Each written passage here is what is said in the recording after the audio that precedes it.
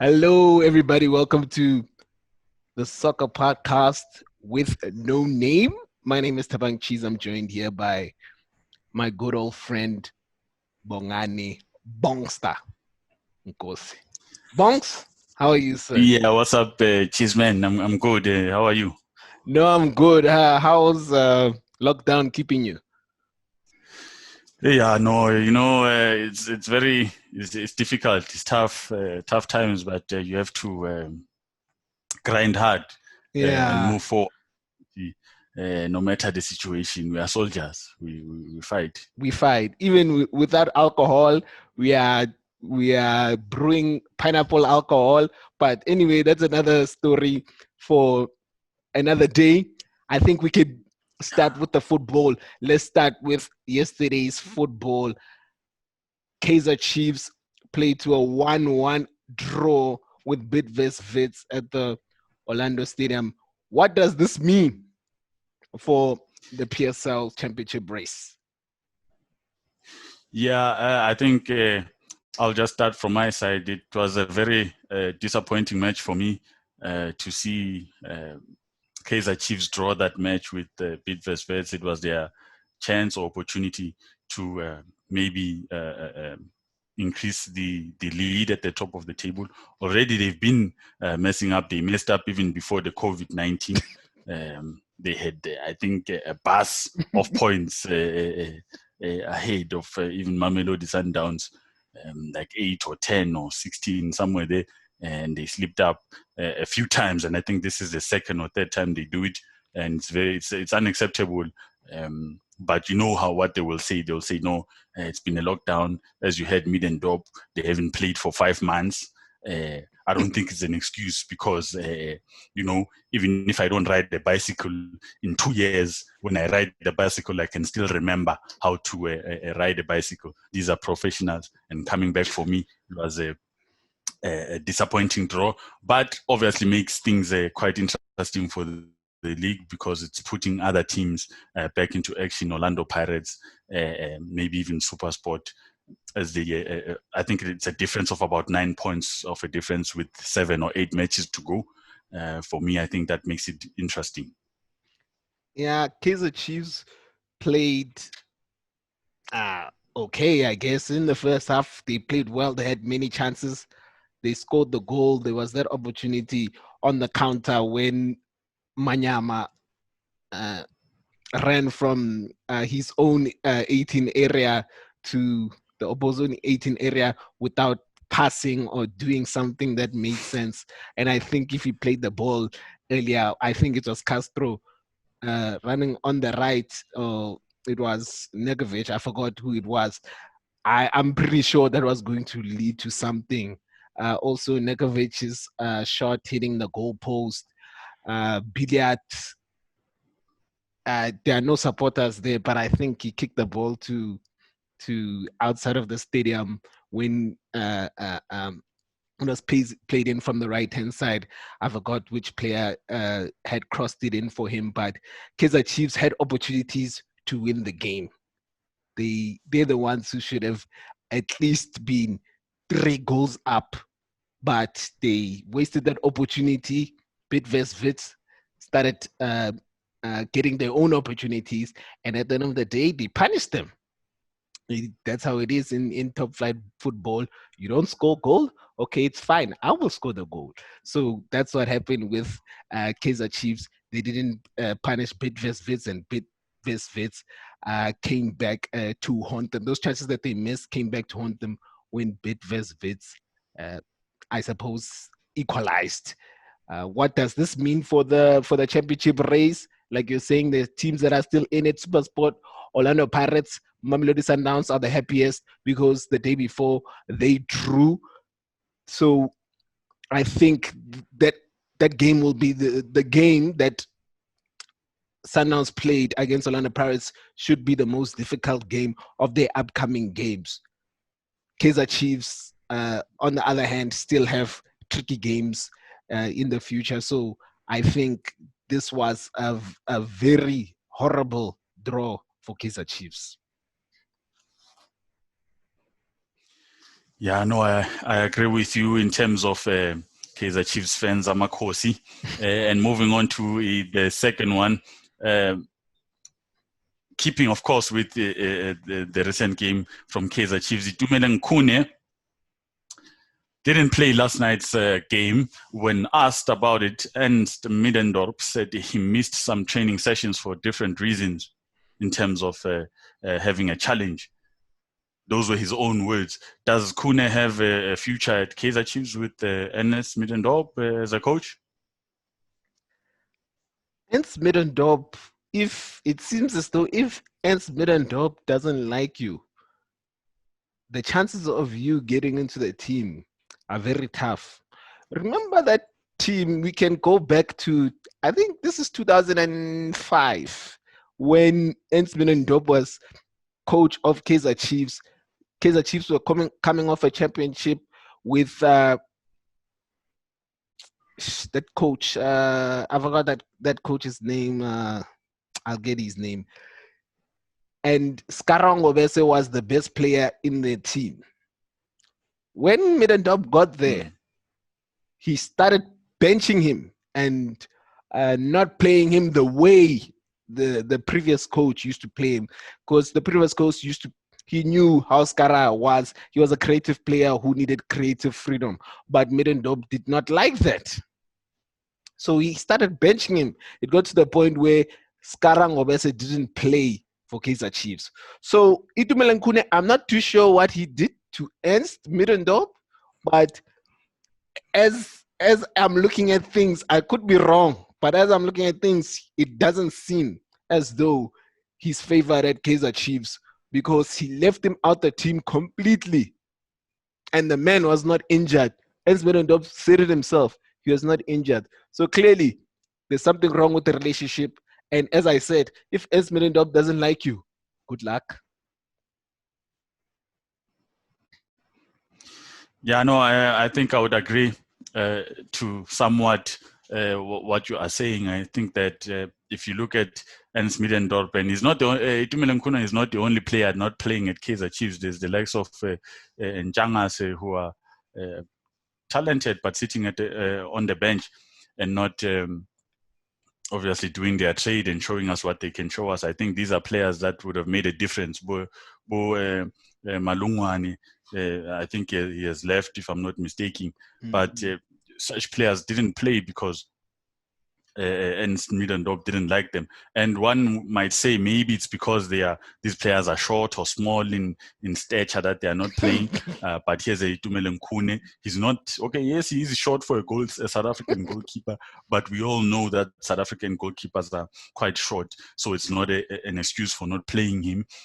Daniel Akbe, yes, give him the credit. He did the work for Kaizer Chiefs and they are where they are for most of the season. He was the number one choice. So we are not excusing that, but again, Itumeleng Khune, the credentials, the paper doesn't lie. He's South Africa's number one. He's a shot stopper. He was Bafana's number one at some point in time. So we might not know what's going on there, but I don't think he's the only player that Ernst has a problem with. And not playing in the team. We don't know why. There might be reasons. And I think also the players are not complaining themselves because we're not hearing anything from them saying or complaining about the coach. But that's how players are. They'll keep quiet because the coach is still here until they start losing. And when they fire the coach, all of a sudden there's a river of information coming out about the coach. Ernst did this and did that. But like we are saying, it's up to the coach. And if the coach doesn't play you, there's nothing we can do about that. Let's move on. Nkosi Lorch. Orlando Pirates' Nkosi Lorch and Justin Shonga are both facing disciplinary action after they were found to have, after they were found to have breached the team's protocols. Is there more to the story than what is reported? Because Orlando Pirates has not told us what exactly these team protocols are. I think I'll tackle this one first. For me, again, it seems like it's something that has to do with the coach or between the coach and the players, because at the end of the day, Nkosi and Justin Shonga, remember before the tragedy that is the COVID began, they were team regulars. They were playing in the team, and all of a sudden it's about disciplinary action. And where does it come from? Because as you mentioned, these protocols have never been mentioned. They might say, hey, it's the team's protocols, but usually when they say protocols, we all know that it's just an excuse for something maybe happening in the team. Or maybe there are teams that are interested in Nkosi, Lorch and Shonga that want to buy the players, and the team is not happy about that, and the players want to go, but maybe they are not being let go. We will never know, but we've surely seen incidences like this in the PSL. It's not new, even a lot of players that we've known before, Tiko Modise, there's a lot of stories that you hear about why he didn't leave Pirates at a certain point in time, or maybe why he chose to go to Pirates, and maybe he was signed by another team. It's always unclear, and I think it plays to our disadvantage to South African football, because remember, if you look overseas, everything is transparent and it's on the news and people are updated every day. There's no secret about anything, and I think that transparency helps the fans and the players know exactly where they are going and help them be confident. But here in South Africa, you only hear that a player is going to play for Pirates. We don't even know when the player was signed. He was signed at his Coco's house at the door. And another team, Jomo Cosmos, will come and say, yeah, but he also signed a contract with us. I think it plays to our disadvantage. We don't know what it is, but I think they must try to find a way to fix that, and it will help South African football move forward in terms of transfers. Yeah, so this Nkosi, Lorch and Justin Shonga story is very fishy, as you are saying. The clubs and the Orlando Pirates is not transparent, but as you are saying, not many South African teams are transparent anyway. They don't tell us what's happening. And is it fair to media? I don't know, because the media is the bridge between the supporters and the club. So is it fair to the fans for us not to know why the best player of Orlando Pirates last season is not playing in such a crucial game against Mamelodi Sundowns? Some say there are rumors that he was drinking kai where. They must come out with the truth. We need to know where he's drinking, and we need to know where he's getting the booze so we can also buy. But that's not what I want to talk about. So they need to be transparent. They need to let us know what exactly is going on. Nkosi Lorch, of course, has came out and said he's disillusioned with Orlando Pirates. He wants opportunity to go overseas, but apparently Orlando Pirates doesn't want to let him go. Same situation as you said with Tiko Modise. Tiko Modise wanted to go overseas, but Pirates said they didn't get the right price for him. So this is another situation where, as supporters, we do not know. As the media, we do not know. We'll just have to take Orlando Pirates' word for it. Definitely. And moving on to our next one, Supersport United are open to selling Bradley Grobler and Aubrey Mudiba at the end of the current 2019-2020 season. Can Supersport compete for the league while selling their best players, in your opinion? For me, this does not make sense at all. Obviously, as again, it boils down to transparency. Again, we do not know how much Bradley Grobler, I'm sorry for chopping up his name, and Aubrey Mudiba are going to be sold for. We do not know what their salaries are going to be. We do not know if Supersport can match the salaries of these players. But I do not know how, because Supersport has been winning every cup, a cup every season. They're getting 4 millions and 6 millions here. I'm pretty sure if they wanted to pay Bradley Grobler, they would be able to. This is my opinion. Are they cheapskates? Is it the situation they do not want to take out the money that other clubs are willing to? Or do these players simply want to leave to supposed the bigger clubs in South African football? Well, if these players do not know that those so-called bigger clubs will make you sit on the bench and then you'll end up signing for TTM after 3 years. So it does not make sense to me why Supersport would be selling its players, and would they be able to compete for the league after selling their best players? For me, I do not think so, because every team every team is as good as their what is called weakest player, and if your weakest player is very weak, then it's going to be a problem. So Supersport United need to rethink the way they do things. Maybe they are satisfied with just winning the MTN 8 this season and the Telkom knockout next season. I guess, I do not know. But if they want to compete for the league, they cannot sell their best players. Yeah, I know, I agree with that. It's a pretty straightforward thing for about transferring players or selling players. If you have your best players, obviously the bigger teams will be interested in your players, and at some point in time you have to make the decision whether you will keep those players and keep the strength of the team, or maybe sell them, make the money, and then try and replace them. And I think Supersport United is one of those teams where they have obviously a development, a great development product where they can get all these younger players coming into or feeding them into the first team, and from there, even if you sell the top players, you can still get other young players. And all, of course, we know in South Africa, you also buy whoever is best for the team and whoever you can afford at the right price. So I don't think that selling Grobler or Modiba will be a mistake for Supersport, or something they've not done before. They've done it before. We've just mentioned Tiko Modise, who also played for Supersport at some time. He was also sold to other teams, do the same, that come through Supersport.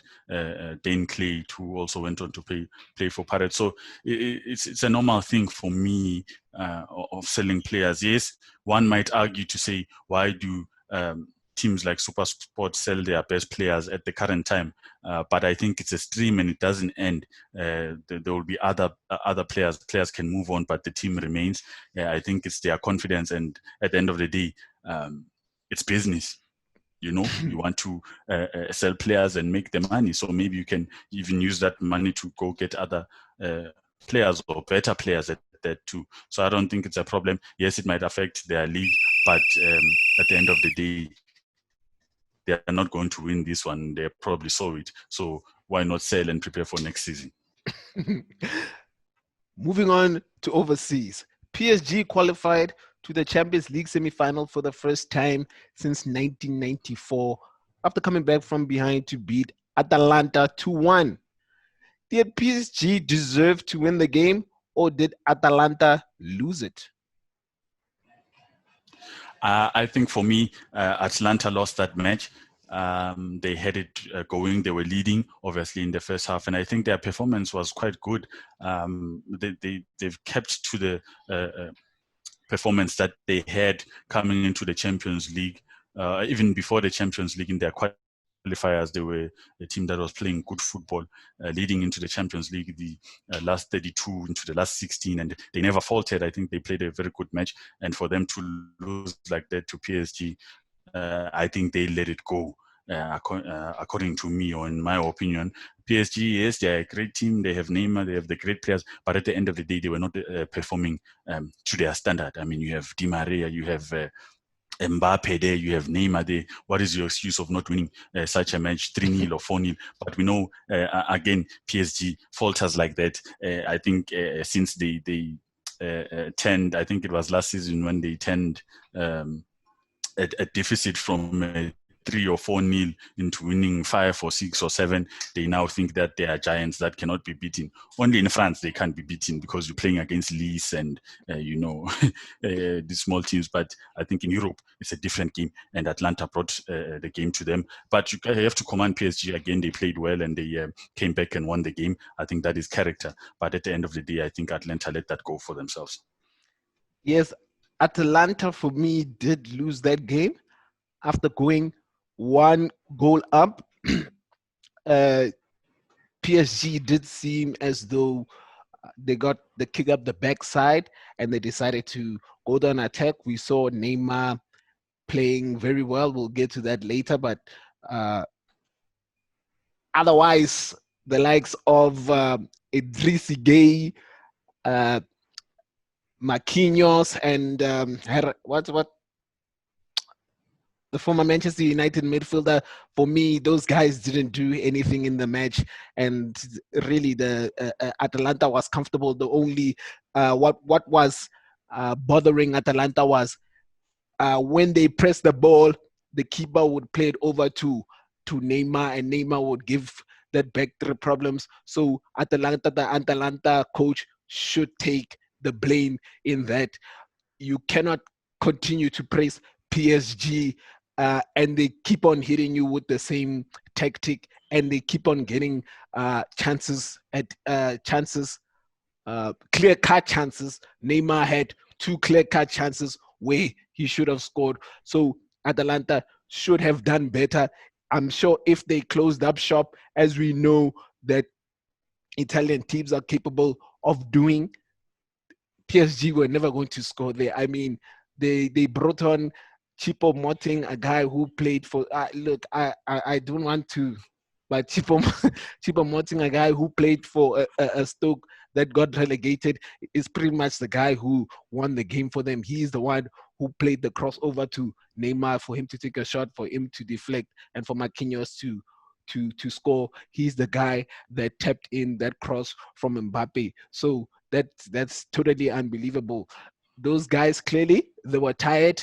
Yes, we get that. They didn't have the best player in Ilicic. Apparently, the player has depression because his wife he caught his wife cheating. Yes, but we're not the Daily Sun, so we're not going to get into that. But they should have done something. 1-0 down with 10 minutes, 1-0 up with 10 minutes to go. You close up shop, you put on defenders, and you ask PSG to break us down. In that situation, I don't think PSG would have been able to. Definitely. And obviously staying with the first Champions League quarterfinal game, Neymar had this to say about the match. Open quotes, "I never thought about elimination. Nothing's going to stop me from thinking we're going to the finals," close quote. What did you make of his performance last night? Neymar, we all have doubts of Neymar. We all know that Neymar is one of the best players in the world. But the Neymar brand is bigger than Neymar the player. You see him on his Instagram taking pictures with the NBA players, and he's popular around the world. But when you look at it, it's like, what has this guy done?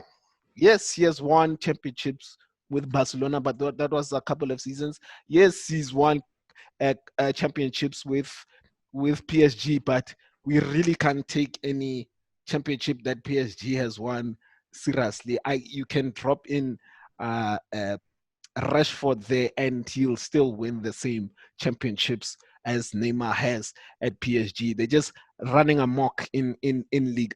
So I don't want to disrespect League, but really, it's not on the level of Serie A, of La Liga, and the Premier League. So he played very well yesterday. He was the one that tried to put the team on his back, but what he needs to play like this consistently for him to be thought of in the echelon of Messi and Ronaldo. Yeah, no, I agree with you there. I think that he had a good performance, on the night. I think he even got man of the match and even gave it to the guy who scored the scoring goal, as you said. But at the end of the day, for me, it's a bit of what you mentioned, that we know how Neymar or what's possible with Neymar, what he can do on the match, but during the game, yes, you could see him in moments taking on players, in moments taking on shots, trying to carry the team, trying to be the positive one in the team. But at the end of the day, we all know that without consistency, even a great performance on one night does nothing for us. Juventus got eliminated from the competition. Ronaldo scored 2 goals. He had a great performance. But are they going to the final? No.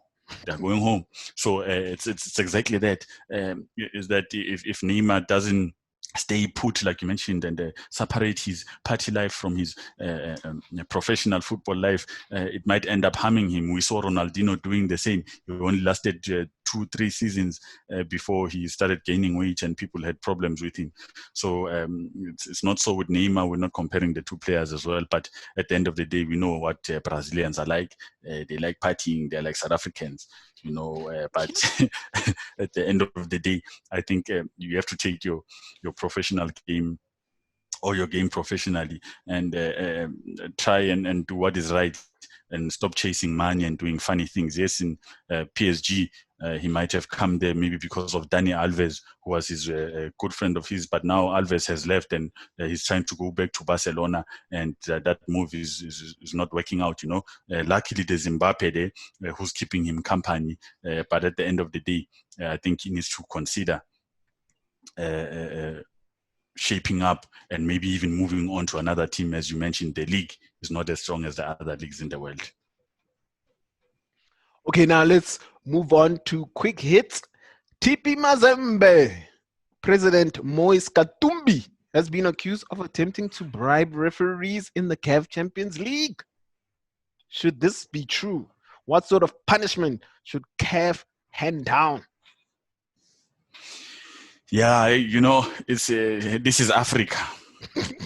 This is Africa. There's Muti, there's bribery is not new. It's not new. We don't have money, so you can bribe me. Sometimes it's fine. I'll throw the game. Sometimes I'll buy the game. I don't think it's something new. And to hear it from a rich club like TP Mazembe, obviously, they are champions, and at the end of the day, they want to keep their status. Yes, it's in the wrong way if he is actually bribing the referees, but at the end of the day, like I mentioned, it's a sad thing, but it's a realistic thing for African football. It's just sad to see it happening, obviously, in the Champions League, where we have such teams like Mamelodi Sundowns from South Africa, who I don't think were buying games. They also have a rich president, but I don't think we've heard stories of the president trying to bribe referees. Instead, he's doing business deals with Donald Trump, maybe in the United States. Yeah, so you only see him one time. I think that CAF should be harsh on them. They should ban them for at least a good 5 seasons for this, because this is totally wrong. You cannot bribe a game. The referee came out with the story. I think he should watch his back, because, as you know, like you're saying, there's Muti that can be utilized, and also there's physicality that can be utilized. So that man needs to be careful. But should this be found to be truth, the CAF should come down hard on them. I say 5 years out, TP Mazembe. Yes, no, moving to the next one. Jomo Cosmos currently find themselves deep in the Kgeledi African Championship relegation zone. Should we be worried? Should we even care? Personally, I stopped caring about Jomo Cosmos the last time they were in the league, and I cannot tell you now when that was. So I like Jomo Sono, but I was not alive in his heyday. Jomo Cosmos, through what we read on media, has not been a club that has been run so well. So Do I care? The answer is no. Well, coming to my side about Jomo, yes, there's a lot of history with the team. There's a lot of history with the person that is Jomo Sono. But I think that as South Africans, if we are to be serious about football and trying to improve the standard of our football, we shouldn't take the image of the person and align it with the team, and then at the end of the day say, oh no, this is Jomo Cosmos. That's not how it works. People live and die, not to say that I'm talking negatively, saying something must happen to them, but at the end of the day, it's either you shape up or you're out. And in this case, they're in the relegation zone. Let them go out. David Beckham's MLS side, Inter Miami, signed Blaise Matuidi, of course, the World Cup winner from Juventus. Apparently, they're also after James Rodriguez. Will these moves make MLS more appealing to younger, more talented players, in your opinion? Look, this thing that happens with the United States trying to build their league by buying big name players is great and all for them. But at the end of the day, like I said, it's not helping out a lot of players, because some of us like watching Blaise Matuidi playing for Juventus. We were hoping that maybe he can go to the English Premier League and go to other big leagues in Europe, so that we can see if he truly is the big player that we think he is or see him as. But if he goes to the MLS, we don't even watch that thing on TV. We have to stream it. Come on, man. You are messing things up for us. Yes, even the ESPN, I see it on DSTV. MLS, I'll never even dare to watch that football. It's not because I don't like Americans. It's just that the quality of football is not good enough for me. So will these moves of James Rodriguez and Blaise Matuidi make younger players know? If you're a young player and you come from South America, I think where you want to be is be playing in the Champions League. And the only way you can play in the Champions League is, of course, playing in Europe. Definitely. And moving on to the next one, which is we just don't know what's going on with this guy and Real Madrid. But Gareth Bale refuses to leave Real Madrid this summer and is prepared to wait up to 2 years for his next club match if necessary. What do you think? What do you think makes this guy like this, or even the situation between him and Madrid? Yeah, the situation between Bale and Madrid, it doesn't make sense. The manager clearly doesn't like the guy. The guy clearly doesn't like the coach, but it seems that maybe his wages are too much, or maybe he's just trying to do things to spite the team, which doesn't make sense because it's his career on the line here. If Gareth Bale wants to go down as that guy that, as the saying go, cut off his nose to spite his face, then he can go down as that player. But as far as Zinedine Zidane, he does not care. He'll make him play with the under-17s. It's fine. Yeah, look, I think this is a situation where a player is just knows what he wants in life, and he signed a long contract with Real Madrid and is prepared to sit it out, because remember, if they fire him, they have to pay him out that money, and I doubt that under circumstances like now, well, Madrid do have the money, they can pay him out and all they want, but at the end of the day, he's not going to let in, and he doesn't even care if he plays. It's a unique situation. We don't see such a situation anywhere else in the world, actually. But for me, I think that he's a player who knows what he wants, and because they bought him and he knows that he can give them the quality required, he's happy to even sit at the bank, because like he said, he likes fishing and maybe golf and then Real Madrid, and in that order. Spanish football journalist Guillem Balag, I'm sorry if I messing up your name, man, says Juventus want to get rid of Ronaldo's wages, and he has been offered to everyone, even Barcelona. Would you like to see Ronaldo and Messi team up? I think that is a fantastic maybe thought, or imagination, using your imagination, maybe having a Ronaldo and having a Messi in the same team. But at the end of the day, I think these are professionals who obviously also like the rivalry they have between themselves. They might not mention it, but they like the rivalry. I think they push each other in a certain way, and I don't think that the players would want to do something like that. Especially Ronaldo. Yes, age is coming where they are now getting older, and maybe we might see them starting to slow down a bit. But for me, no, I wouldn't like to see them in the same team. It would ruin football. Yes, I'm also with you here. I wouldn't like them to see in the same team because, as you're saying, of the rivalry these players both have, they are both alpha males. Who's gonna take the penalties? Who's gonna take the free kicks? Who's gonna? It's just not gonna make any sense. Plus, are they going to be? Who else can they pay in the team if they're going to pay Ronaldo 25 million and they pay Messi 25 million? That's 50 million a year on wages of two players. That means Barcelona will only have 10 players on the roster. And as far as I can know in soccer is that you need at least 15 players. So in this doesn't make sense to me, and I don't think it's going to happen anyway.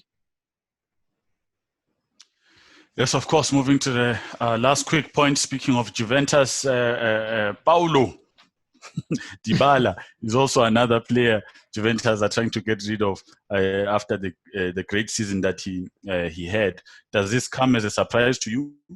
Yes, this does come as a surprise to me. Paulo DYBALA has been, after Ronaldo, Juventus' best player, but it seems like they want to clear out the shop, as they say.